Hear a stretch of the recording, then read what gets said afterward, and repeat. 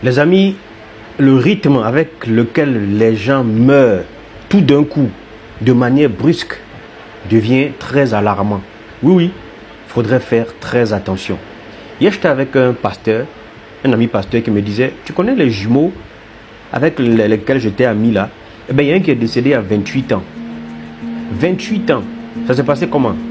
Dans sa baignoire, il prenait son bain et puis il a senti un mal au douleur de la poitrine. Et comme il n'y avait personne pour, on va dire, le soutenir, il est tombé. Et puis le temps qu'on l'amène à l'hôpital, il est décédé. Crise cardiaque. Chers amis, écoutez ces quelques conseils que je vais vous donner. On ne sait jamais, hein, ça peut toujours aider. La plupart d'entre nous traversons des moments de stress, de dépression, d'anxiété, de colère, de rancœur.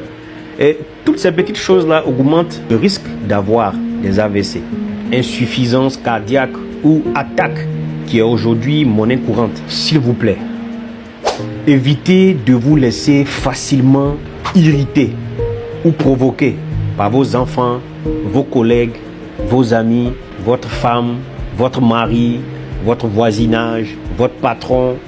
Restez serein. Évitez le stress, amusez-vous, ne réfléchissez pas trop. La vie est simple, hein? Parfois c'est nous qui la compliquons. Isolez-vous des perturbations. Et quand vous n'avez pas l'argent, comme pour certains, oui, on a tous traversé des périodes où vous n'avez même pas 5 francs à la maison. Quand ces périodes-là arrivent là, ne réfléchissez pas beaucoup. C'est vrai, c'est facile à dire, hein, mais c'est faisable. Évitez d'être stressé, évitez de trop réfléchir. Amusez-vous. Quand il n'y a pas l'argent, soyez serein et calme. C'est un serviteur. L'argent, c'est un serviteur. Dites-lui, papou, viens. S'il ne vient pas aujourd'hui, il sera là demain. Mais n'agissez pas comme si c'est le maître, c'est lui qui vous commande. Non, non, soyez serein. L'argent est un serviteur. Un serviteur n'a pas de mots à dire. C'est vrai, il ne vient pas tout de suite, mais il va venir te servir. Laissez-le prendre son temps. Il viendra vers vous. Évitez les discussions.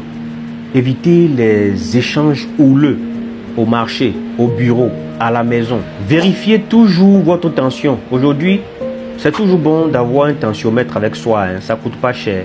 Si vous avez un petit souci, vous mettez, vous vérifiez. Ça peut toujours aider. Prenez vos médicaments. Je connais une femme qui ne voulait pas prendre ses médicaments.